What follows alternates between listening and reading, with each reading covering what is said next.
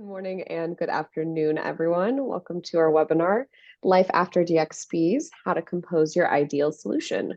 Your host for today is Josh Koenig, our co-founder and chief strategy officer, and he's joined by some wonderful guest speakers. They're both quippy and intelligent. First is Joe Cicman, principal analyst at Forrester.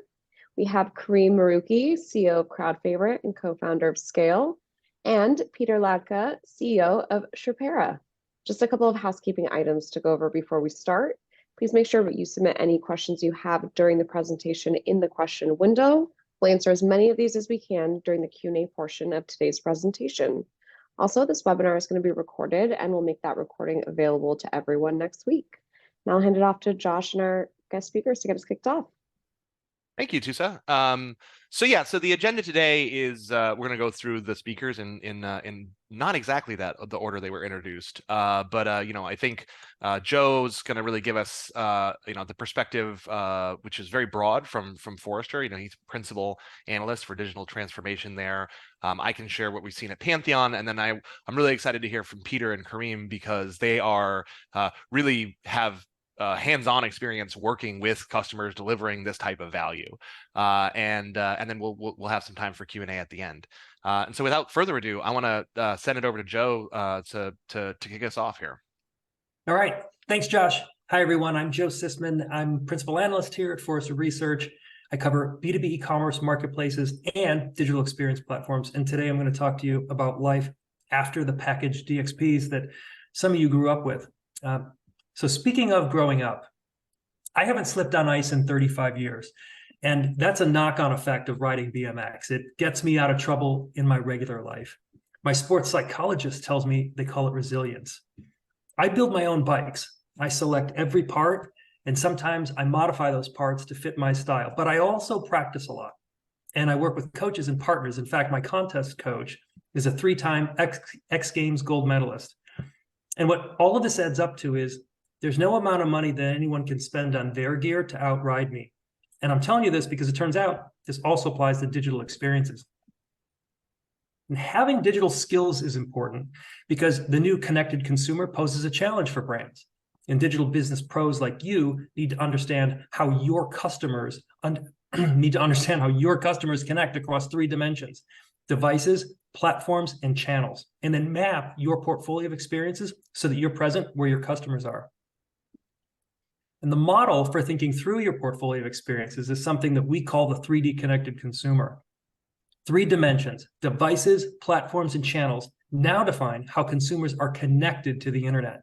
And brands need to serve their customers wherever they are in these complex ecosystems. So that means you need to take a fresh look at how your customers connect as you craft your technology and platform portfolios. And that's because customers use combinations of devices, platforms, and channels that many firms don't support. You need to understand your customers' digital ecosystems in order to map your portfolio of experiences to how your particular customers connect. And that's not a trivial endeavor. Customer journeys are not simple, and brands aren't in control of how the customer goes through that journey. Your digital experience platform is the technology stack upon which you build experiences to support buyer journeys that are nonlinear and in the buyer's control. The talent that you employ to build those journeys, your practitioners, well, they need no-code flexibility built into their tools because they don't have time to constantly rely on developers. Now, that's a high bar for technology to keep up with. Your digital experience platform provides the architectural foundation and modular services for developers and practitioners to create, orchestrate, and optimize digital journeys at scale to drive loyalty and new commerce outcomes across owned and third-party channels. That's Forrester's definition. And what are the benefits of this technology, you ask? Well, we can simplify the framing of that question and say, your digital experience platform is how you engage customers. So is this a job for one digital platform to rule them all? Well, let's use a metaphor now to try to answer that. Okay, your goal is clear. Get a hole-in-one 18 times in a row. To do that, you need the perfect tool, right? Well, too often, that's how digital business leaders think. But when you look at the problem more closely, you realize that no, there is not one perfect do-it-all solution for delivering digital experiences for your particular customers. But well, maybe the answer is a package solution. So by way of another metaphor, it turns out that convenient technology packaging sometimes comes with trade-offs, and sometimes some of those trade-offs will cause you pain. This is how legacy digital experience platforms used to be delivered and developed by vendors. Again, by metaphor, this product shown here is integrated experience. It's easy to buy, it's tightly integrated. And in certain circumstances, it does work great, like in your garage when you're working on your bike, or maybe when you're in a waiting room at an oil change shop. But you're not going to invite your friends over to watch The Mandalorian or the Super Bowl on it. And that's because as your audience gets larger, that screen isn't adequate. But there's no way to add a larger screen to this DVD player. Oh, and that's right. The Mandalorian isn't distributed on DVD. So this is tightly integrated, but it hasn't kept up with the times. And it's not upgradable unless you rip and replace the entire thing. Now, you could customize it, but at that point, you're drilling into molded plastic and adding onto its form factor, which is not ideal. So how do you formulate a more perfect digital experience technology strategy for your business? And why is it important to have flexibility, to have adaptivity and adaptability in your technology? Well, because it's not the technology that knows what your customer wants. Through our research, Forrester has discovered and described what we call the customer-obsessed operating model. It's a specific blend of leadership, strategy, and operations characteristics that enable enterprises to be customer-led, insights-driven, fast, and connected. In customer obsession, that is, putting the customer at the center of your leadership, strategy, and operations, enables your company to sense and respond to market circumstances. And we've expressed this as a maturity model that has 5 stages, and here's how it pays off. Enterprises at the highest level of maturity, the truly customer-obsessed enterprises, grow 5.5 times faster than their less mature peers who are in a state that we call customer naive, even in a recession. Now, we do this survey every year. We measure year-over-year revenue growth at enterprises around the world. And in 2022, that number was just 1.6 times faster. So you can see customer-obsessed businesses are accelerating past their competition. Now, the customer-obsessed operating model is how you orient your business around your customer. When you combine that with the right technology strategy, what Forrester calls a future fit technology strategy, what results is you having new ways of working and new ways that customers can engage with you. 3 core drivers, platforms, practices, and partners, give rise to 3 capabilities. First, the ability to be adaptive. That's the ability to change when you spot an opportunity. Number 2, the ability to be resilient. That's the ability to change when something exogenous, like a pandemic, forces you to change. And the ability to be creative, which you can think of as being your ability to be resourceful, even without being full of resources. So again, this comes to life in your business as new ways of working and new ways that customers can engage with you. Composable software is a key ingredient that makes your technology adaptive. A future fit technology strategy uses adaptivity to enable customer obsession, and customer obsession correlates with outsized revenue growth. But the technology you need to enable you to be customer obsessed doesn't come in a box like a paint by numbers kit.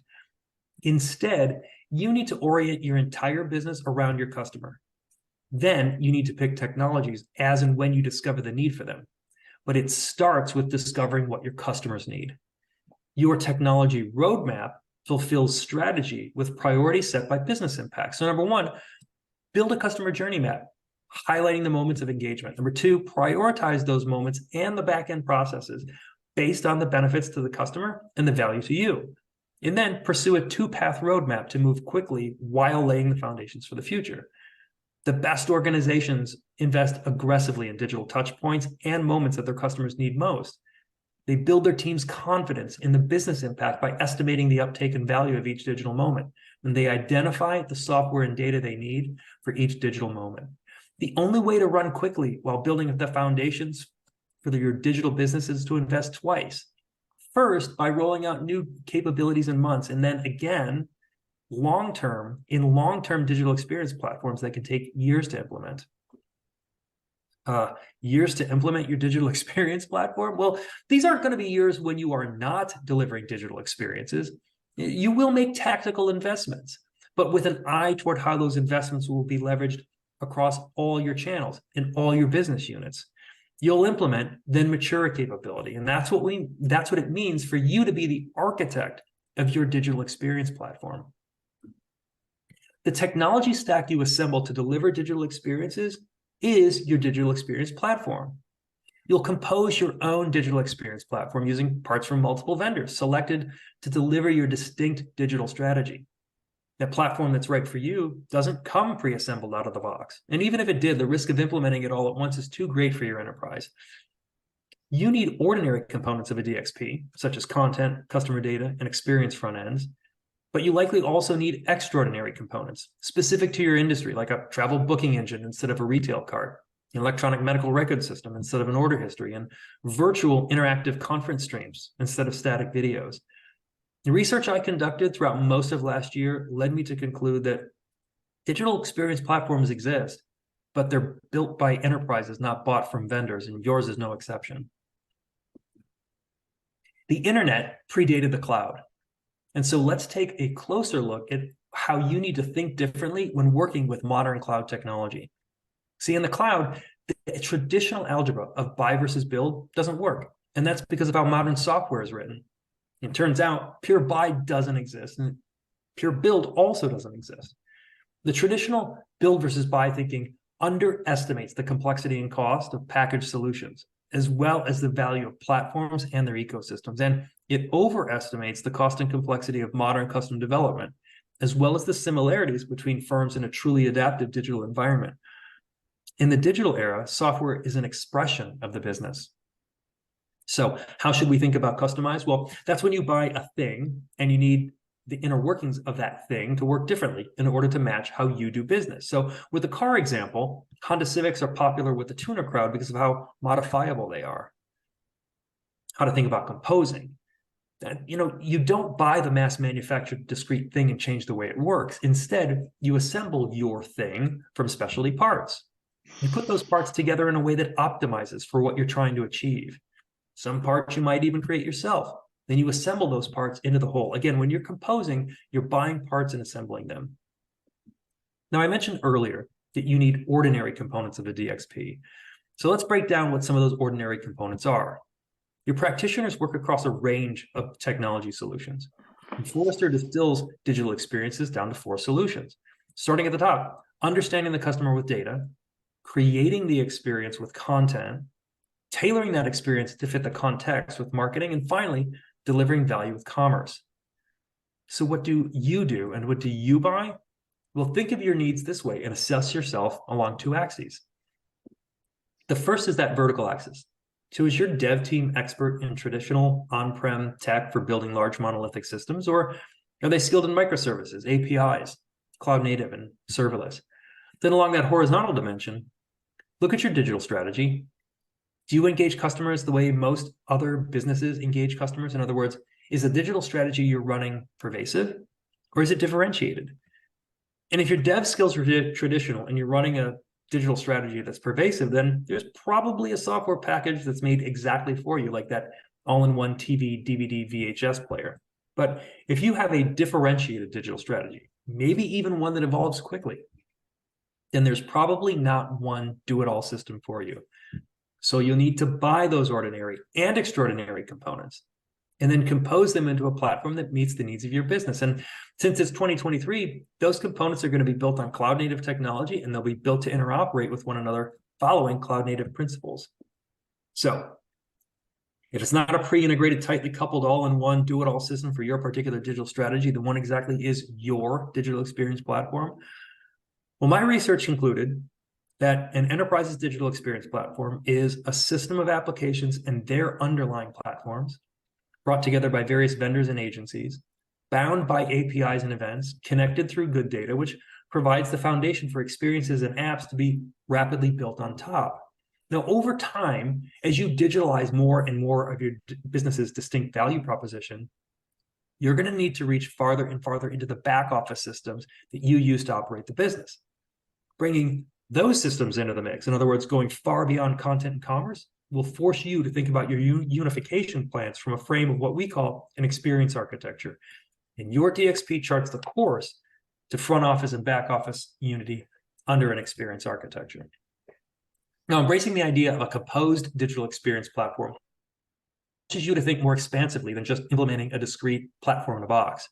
You'll source parts, when you need them, not when your budget cycle calls for you to do so. You'll source parts from many more vendors that your procurement team is comfortable with. And you'll build modern web apps for content and interactive experiences, and you'll use the edge for scale. So how do you even get started with this approach to architecting your DXP?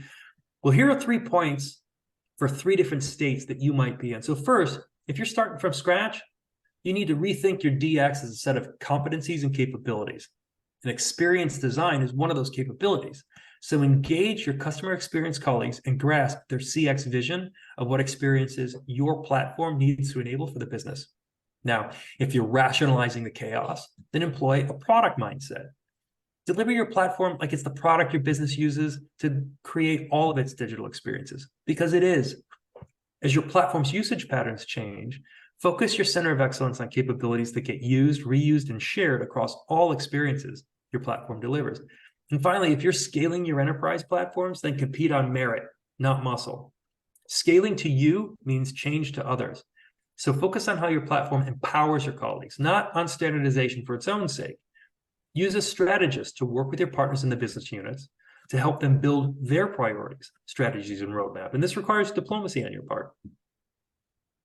So what do great companies do with their digital experience platform? Well, customer-obsessed businesses discover what their customers consider to be the most valuable proposition by observing them, by talking to them, and by experimenting with the digital experiences until they see uptake and subsequent improvements in their customers' lives.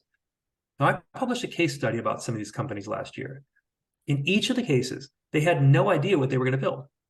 They started by listening to customers. They prototyped, and they worked until their customer's problem was solved. And then they scaled, and then they got the loyalty that drove sales volume. And this is what we mean when we say that customer-obsessed businesses with a future-fit technology strategy build platforms to deliver their business's distinct value proposition. You simply can't buy that off the shelf from one vendor. You have to buy components and assemble them. You have to compose them and modify some to fit your style. And then you have to make some components for yourself. And that's why I told you that I build my own bikes. My bike is my platform, and you'll build your platform that expresses your unique greatness as a business. Compose your own digital platform from parts you source from vendors, plus some of your own parts. Use that to digitalize your business's distinct value proposition, leverage partners along the way, and grow by being customer obsessed. The internet predated the cloud. Your parents were not the digital generation. You are facing generational challenges. Being digital is a generational coming of age challenge. And I encourage you to take the step like it's your rite of passage, because it's just like riding a bike. And with that, ladies and gentlemen, thank you for your attention. I'm going to hand it back over to Josh. Thank you so much, Joe. That was great. Really, really great perspective, and obviously a lot of harmony with the way that we see the world. So I think jumping off from there, we talk about it's like composition all the way down, because we need to give our practitioners things so they can self-serve and compose their own things, and then with the platform itself is composed, and that's not something that just happens once. Composition at that level is an ongoing process, or at least that's how we see it.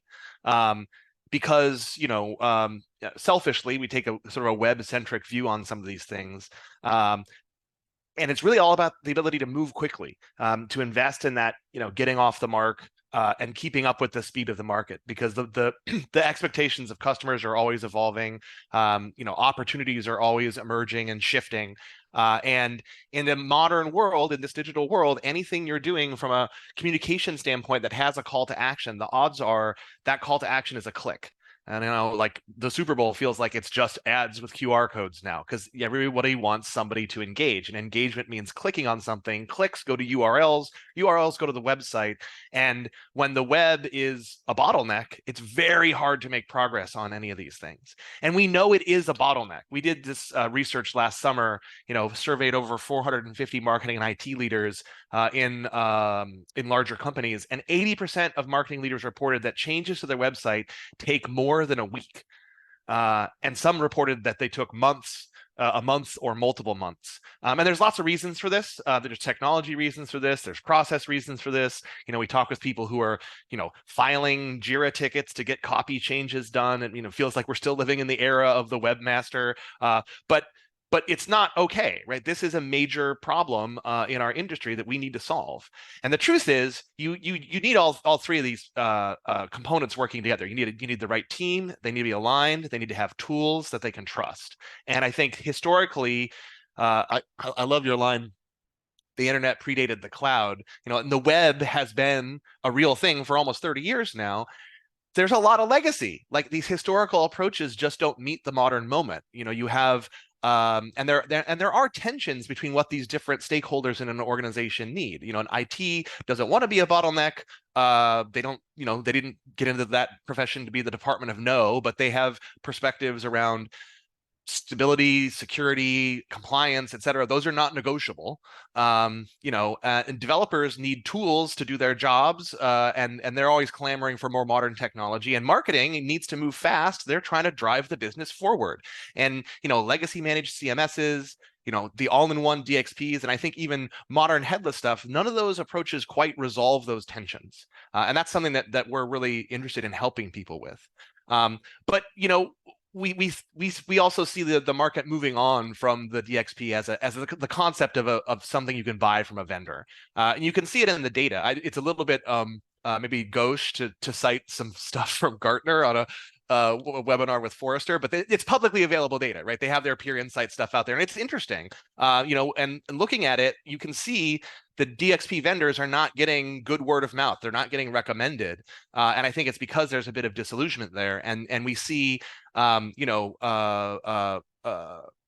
and some of our competitors that are really helping people leverage and getting the most out of open source are seeing a lot of recommendations because it's a winning formula. Our perspective is that you need to build your stack, right? You need the right stack at the right time, and that's going to be a mixture of SaaS services and open source components that give you the ability to keep on composing, deliver the best in class tools to your team so they can publish quickly, so they can use next generation technology to deliver really eye-popping and expectations meeting experiences for digital natives, and also be an active area where you can operate your web and integrate with all the other components that are necessary, either from an internal business perspective or as part of delivering the actual customer experience. And our platform lets people leverage these tools like WordPress, Drupal, and now Next.js to really take a unique approach to how they do this, because they can leverage these open source technologies at scale, and they can also leverage them in such a way that they keep moving forward quickly. You don't just implement once and then go into maintenance mode. You keep on composing. But enough about our perspective. Obviously a little self-serving here. I want to get to Peter and Karim, because they are, as I said at the beginning, actually in the business of making this work with customers. So first, I'll kick it over to you, Peter, and maybe tell us a little bit about your background and what your perspective is.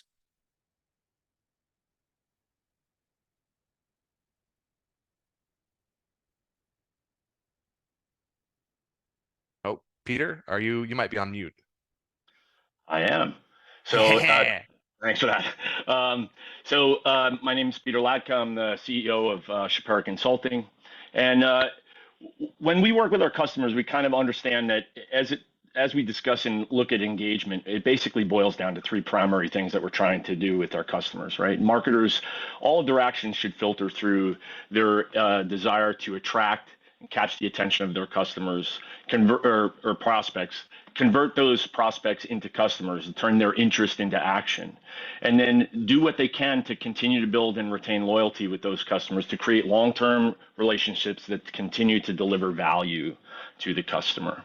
As we proceed from here, what we see is that, in the same way that a music composer brings together the sections of their orchestra, their string section, their brass section, their woodwind section, percussion section, we can proceed from here to see that, like these orchestra sections, your technology core pillars are like those sections of the orchestra, right? We have, very similar to what Joe was sharing, we have automation or marketing touch points with our customers. We have content, customer data, analytics, e-commerce, in all of these areas, we have very familiar technologies like marketing automation and social technology, content management systems, digital asset management systems, product management systems, customer relationship and data, web analytics, business intelligence.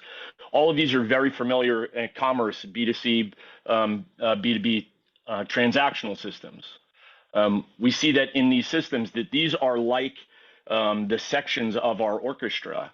But without our help, if you've ever been to a symphony, at the beginning when they're warming up and they're not playing together, it can be quite a din of noise coming off of the stage. What has to happen from there as we proceed forward, you have to create a composable DXP to deliver composed digital experiences, right? And that really happens, and Joe pointed this out, so well in his conversation, that it is in those micro interactions where we understand those individual touch points of a customer in their journey with us, whether they're a prospect, they're a converted customer, or they're a loyal customer. We have to leverage our technology platform and construct it in such a way through integrations and automations, whether that be automations inside of individual platforms or the interaction of automation across our stack to deliver a composed digital experience. In the end, that's the core idea. And so what I always say is that the marketer is the composer of digital experience, right? It is not, we shouldn't be out looking at vendors to deliver to that. Like, composable vendors that are committed to composable architectures, they're there, but they're not going to give you the composition, right? It's like hiring a musician, a cellist, or a trumpet player, or a violinist, or a percussion player. You bring them into your orchestra, but you have to be the composer. And it's definitely not, as Joe so clearly pointed out, it's definitely not monolithic DXP or monolithic DXP vendors masquerading as composable vendors. We're seeing plenty of that out in the space. There is no such thing as an orchestra in a box. As like Joe's pointing out of that television with the DVD player. There's no such thing as an orchestra in a box. But when you take the micro interactions, when you become customers obsessed, as Joe pointed out, you get these types of benefits of operational efficiency, insights, agility. Josh was talking about the ability to respond to the market rapidly, to be able to see the opportunities out in the marketplace and have your composed DXP there available for you to deliver a composed experience with that customer. Organizational alignment. When you bring your team in and around what your objective is, you start to make beautiful music, right? Everything starts to come off of the stage and sounds good. You create value for your enterprise, and you provide yourself competitive advantage. This is all what sits in that 5x times growth that Joe was talking about, right? That's where it all sits, is understanding these micro interactions when you're obsessed with the customer, making sure you're delivering to them what they need from you at the moment that you deliver it. And as an example, we had a customer that we worked with that was on a very tightly coupled platform and moved to this more composed environment, leveraging technologies from many different vendors without commitment to having one vendor delivering all of that functionality. So in this instance, we really focused on how do we bring these different technologies together. And this organization happened to be in the not-for-profit space, where donor management was a critically important component of their revenue stream.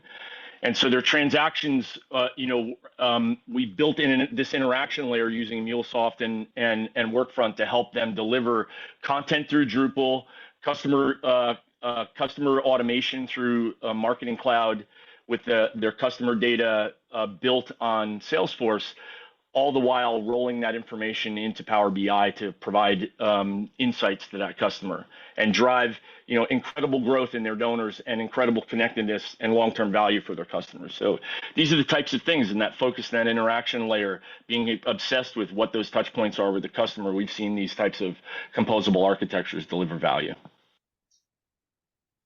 And now back to you, Josh.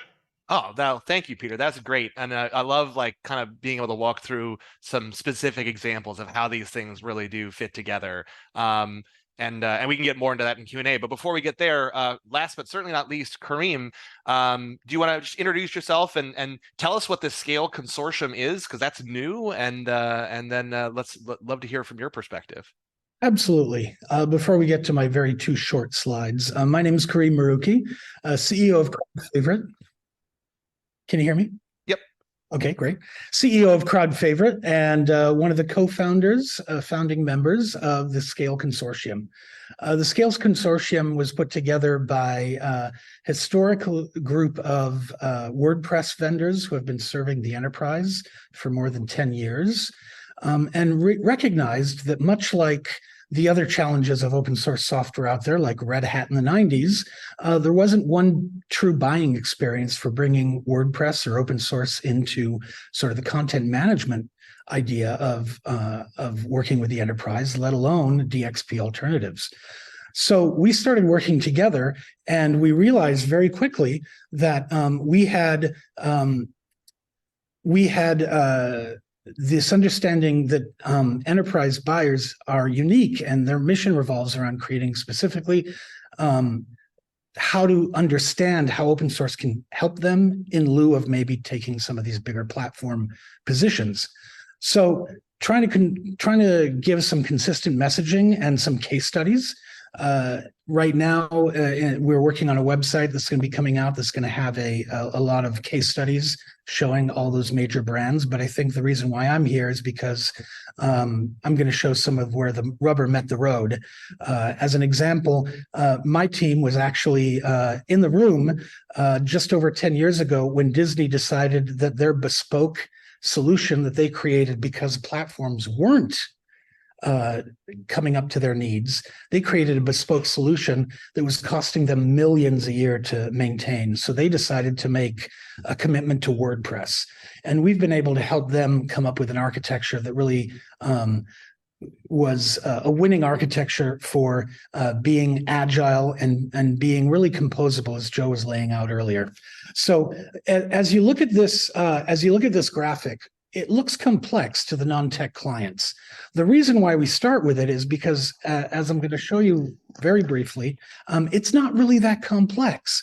What we can do here is we can really, if you understand the concept of a hub and spoke model, really by starting with open source in the center, and then by understanding what your good data is, picking a solid platform such as Pantheon, then it's about putting together the composable pieces and seeing what you need. Not all those pieces need to happen right away.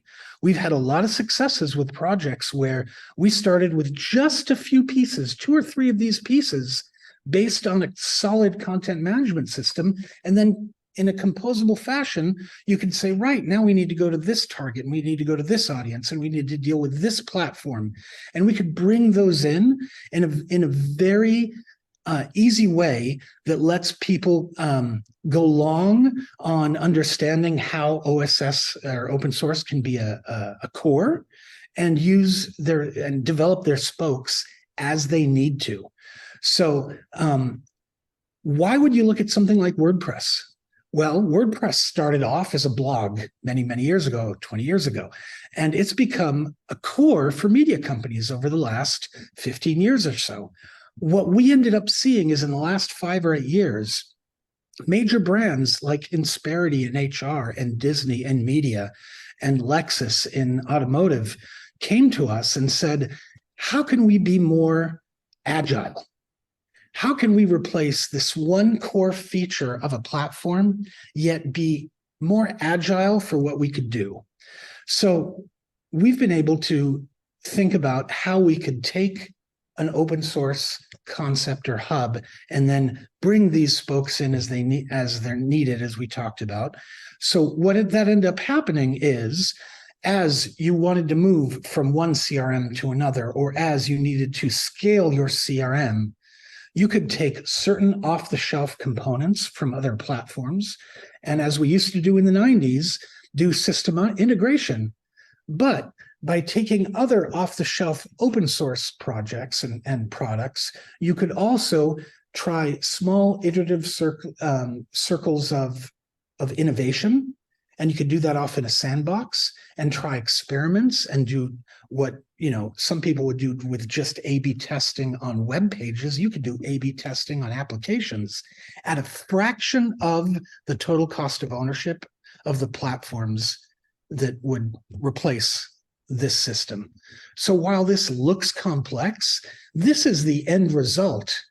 You don't have to, as Joe said, race off and create this to launch all at the same time. This can be a system that builds. But the good news is that our clients have been able to do this.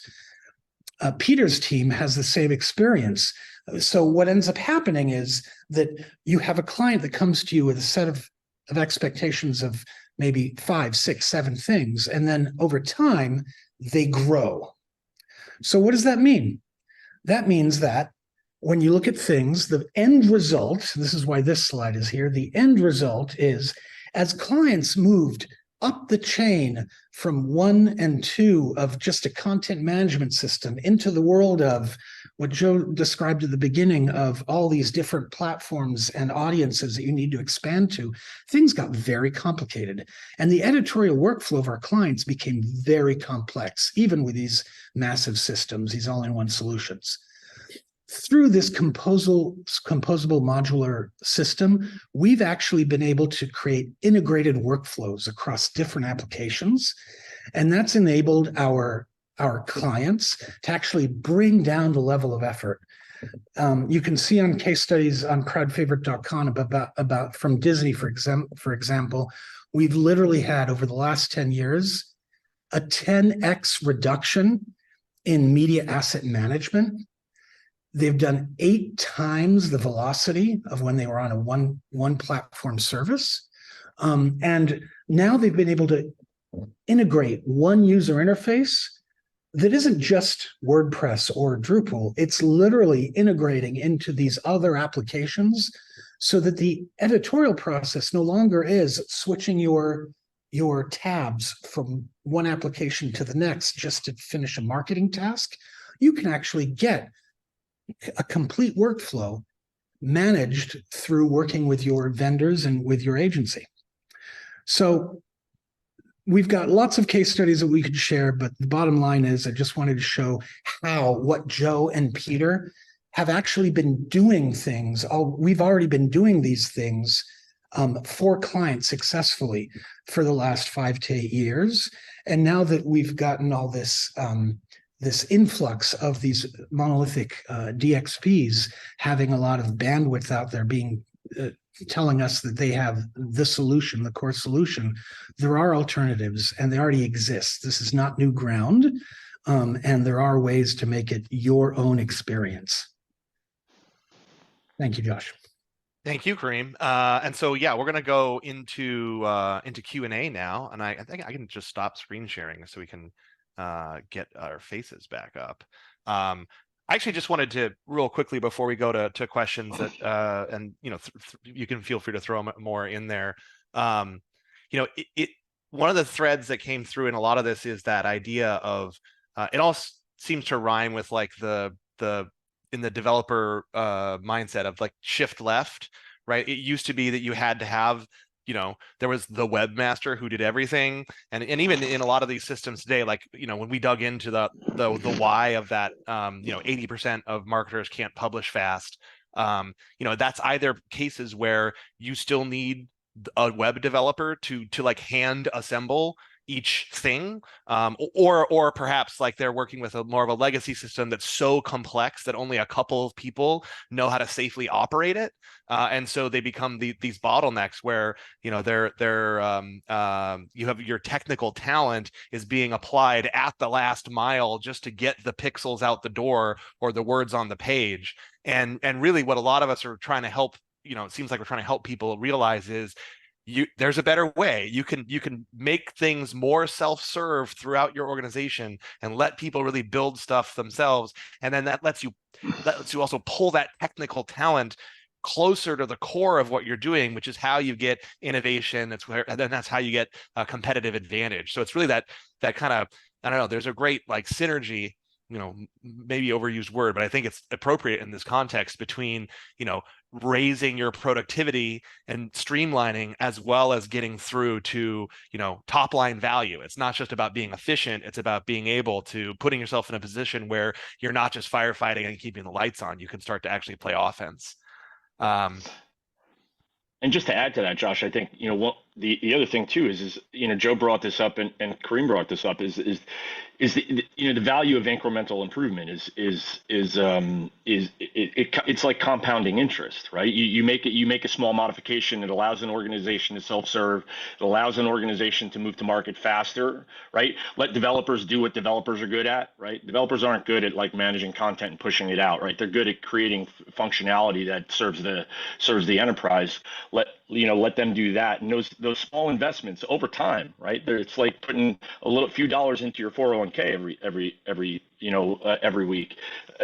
Down the road, those investments create momentum, create opportunity, create agility, and options. And that's what I've seen over my history of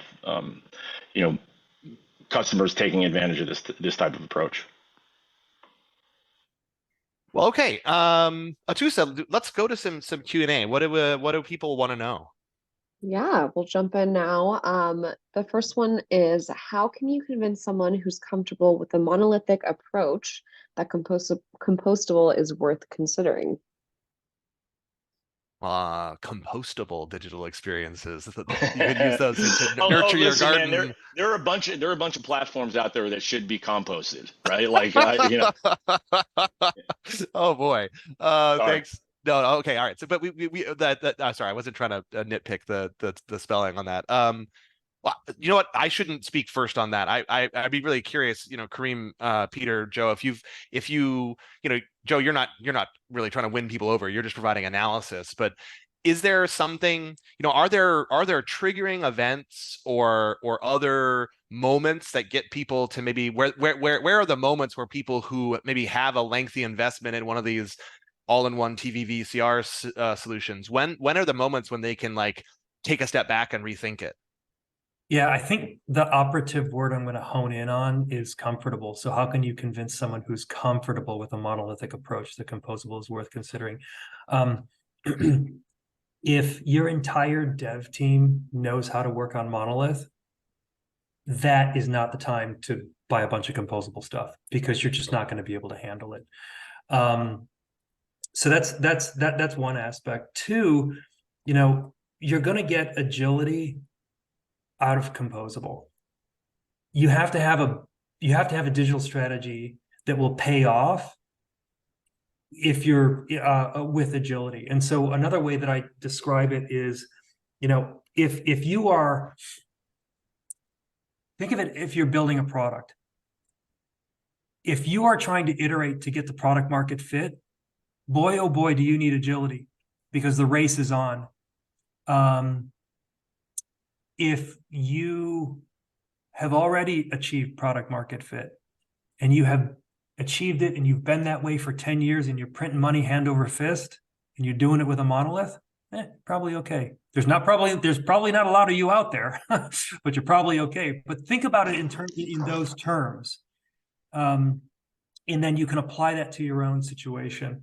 I've heard, moving to composable, I have heard some nightmare stories about people jumping into it, tech teams jumping into it way too soon. One of the things I advise Forrester clients on is, look, you're going to need a platform development team. You're going to need platform product managers, because at some point, you're going to be giving. The way I'll tell you how this problem will manifest. If you don't have a platform dev team, if you don't have a platform product team, then you're going to get items in your backlog as devs, as feature devs, that you can't just straight away build. You're going to have to build some infrastructure, like, oh, well, how do I do ID? And how do I do this resolution? Blah, blah, blah, blah, blah. And so it may give you a pop initially, but then having all of those platform shareable functions not available is going to slow you down. So circling back, hone in on comfortable, understand what you can handle today, change that over time, but also look at the demands of your business. If your business's survival depends on keeping up with customers or finding what customers want, then that provides, effectively the why. That's going to give you the motivation to do the hard work of retooling a dev team, for crying out loud, or for finding a partner. So find your why. Yeah, that definitely resonates with me. You gotta have that honing in on comfortability. I mean, if you truly are comfortable, if it ain't broke, you don't need to fix it. But I think I haven't talked to many people who are, that in your outline, Joe, that like taming the chaos mode, that I see so much of that out there. And I think in a market like we have right now too, where there's been, I think we're going to see an accelerating trend of M&A. Those things create, two companies that were individually comfortable on their respective monoliths come together, and now it's chaos.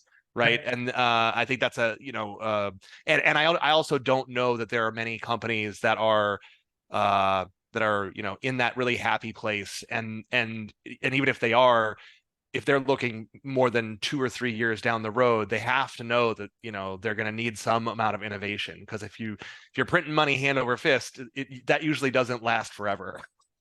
Yeah. And that's the way that's why I bring that's why I talk about the topic that way, which is, look, if everything's sunny and happy in your world, stay there. And then the resistance starts. And then the whole we're actually looking at some strategy pivot. Okay. So now that you can't just rest on your laurels, right? Now that it's going to hurt a little bit. Now that you're going to have to go through that growth and be more than what you are right now, which involves skill. Yeah, and I just want to add to something you said before, Joe, that I think is really, really valuable to think about. Like, one of the things that I think marketing teams still are battling with is the reality that they own a product, right? They own a product of their platform from an enablement standpoint, right? And understanding that the output of that product is their ability to engage with their customers, what that platform allows them to do. And it's not the purchasing of it's not like vendor management. We purchase products. It's like, no, we take many software platforms and bring them together into the product that delivers us our ability to compose digital experience. And I think the marketers that continue to drive towards that understanding that I own this product that allows us to deliver composed experiences, that helps them move down that pathway of value realization of what their technology is for, how it allows them to engage with customers, how it allows them to drive their enterprise forward and hit those 5.5 times growth components that we're talking about. It's really that understanding you got a product that you own now, right? IT doesn't own it. They even if IT supports you in it, you as the marketer are the one that brings that together in the product that helps deliver composed experience. And if I could add one more thing to what Joe had said in his original presentation about the market leaders aren't standing still. Yeah. And the bottom line is total cost of ownership. Speaking to the person who actually asked the question, you have a stakeholder who says they're comfortable with their existing platform. How fast can you innovate when the next marketing craze is coming out? With open source, you can sandbox and you can A/B test very quickly. A good point. We've got a little bit more time, and I'm sure we have at least a couple more questions. Tusa, what else do people want to know?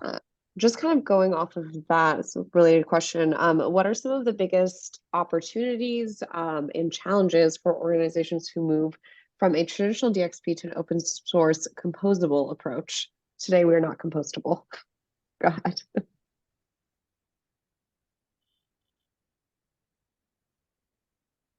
Who wants to jump in? I can start, but again, my sample size is definitely biased by talking mostly to customers of Pantheon. Yeah. Yeah, I would say I'm gonna reinforce what Karim was just saying, right? The ability to be agile and move with the market is like a huge component of the value proposition of composable, right? Being able to respond to see the emergence of new technology groups, there's a lot of innovation happening out in the world right now as it relates to marketing technology. I started to see the explosion of that 10 years ago and think like, okay, this is going to be a nice blip on the radar of marketing technologies emerging and creating new things. Well, that blip is, boy, oh boy, it's been a long, we don't see the end in sight. And actually I see the emergence of even more innovative things happening out in the marketplace. And I think at the core, that ability to be agile and move with the market and respond to the customer as their expectations are continuing to grow, right? It used to be in the past, customer expectations for digital were low. Now it's very, very high, right? What they expect a company to be able to do to engage them is very, very high. And so I think what Karim said was super valuable in that ability to iterate, sandbox, test, go out to market, and be agile. I think Karim's right on the spot there. Yeah, I think, and I think kind of connecting that back to something Joe said earlier, and end of the question of like, what are the challenges if you've been in a traditional mode? Like we were joking at the beginning about Vignette and like software that comes in a box, but like a lot of the monolithic solutions, even if they are delivered via the cloud or through a managed service, the mental model behind them is still kind of software in a box. It's like you implement once and then you just use the thing you implemented. And if that's been your operating model historically, shifting to a world where you have the ability and the mandate is to continue to iteratively improve and evolve the way that your digital product experience is reaching your customers, that requires just a totally different operating model. And so like, we're hosting the webinar, so I'll say it, like that's what we're talking about when we talk about web ops, right? It is the application of the proven technical approaches of DevOps to these digital experience touch points on the web and being able to safely move fast. Like if you're going to need, you don't have to use our software, but you are going to need to put in place a practice and tooling to do that. I was just at a conference in Buffalo.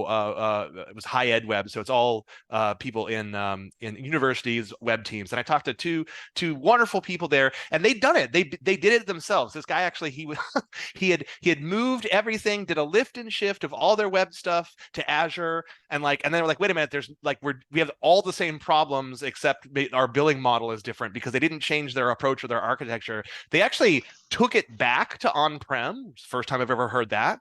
But in the process of taking it back to on-prem, he put in place a real delivery pipeline. So they have like automation, they have version control, they have testing, and now they have their small but mighty team of 4 people that can all work together versus what they had before, which was like just tons of bottlenecks everywhere. And like he's doing web ops and he's doing it himself successfully, which is really inspiring to see. And I would say that if you're thinking about trying to get this type of value from a composable and open core, you need an operating model to really leverage it. And it's going to be different than what you had in the past. All right. Maybe time for one more. Yeah, I think we can sneak one more in here. This next question, I think is directed a little more at Peter and Karim, but it says, how do you help organizations evaluate the components for the stack that best fits their needs? How can you help them think about it from a future fit perspective? Peter? Karim, I've been hogging. It's all you, my friend. All right. Well, Josh might be the one hosting this, but I'm going to say it outright for him. The bottom line is, because you would use a platform like Pantheon, you have the tools and procedures in place so you can really test composable and do that sandboxing. So, I mean, I'll give you an example. We had an academic client who actually wrote an RFP specifically to choose between the two biggest monolithic DXPs out there. And we were able to show them in responding to that RFP that they would save so much right off the bat on the implementation using open source that they had budget left over to continuously experiment and move the product forward. And they still ended up saving money. This isn't just about sort of licensing versus non-licensing. Open source does cost money, folks, but the bottom line is the maintenance costs, the ideas of being able to iterate and you try different things and different system integrations to other platforms and the MarTech 10,000 and all those wonderful things, you can do that much more quickly using a platform where you have these proven ways of creating these systems like DevOps than you can in just relying on somebody's platform in turnkey. And I'll add to that. I think, you know, with what Karim is saying, you know, for me, it always starts with the business objective, right? What is the business objective that we're trying to achieve, right? And you know, if you go back to Karim's example about Disney, right? They needed to be able to move fast to the market, right? They had a key objective there, and to centralize and give the team more tools in, you know, and more ability to respond to the customer. You have that business objective. That business objective can provide you some technology objectives that you can say, well, we're going to need this system to do X and Y and Z. And as you evaluate vendors, you can say like, hey, here's 3 key things that are really critical for me for this to be a win on the other side of this investment, both time and money. And if you can align those things, right, you know, in the evaluation and let them show you the methods in which they would deliver on those objectives, then you're talking about future proof. Then you're talking about meeting existing business objectives, meeting future business objectives, you know, as part of that. It's really breaking it down to what am I trying to achieve from a business standpoint? How's that represented in a handful of technology critical objectives?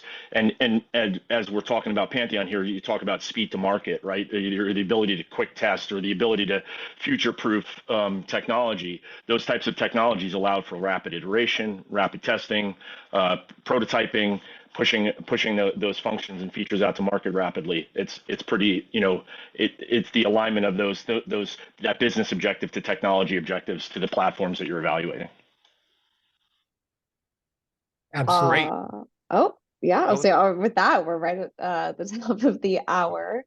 Thank you all so much for watching, and thank you to our amazing guest speakers. If you have any questions or feedback, please make sure you visit our website where you'll find a contact us page, and we'll put you in touch with the best member of our team. And keep an eye out next week for an email with a recording. Thank you all so much, and have a good rest of your week. Thank you, everybody. Thanks, y'all. Thanks all.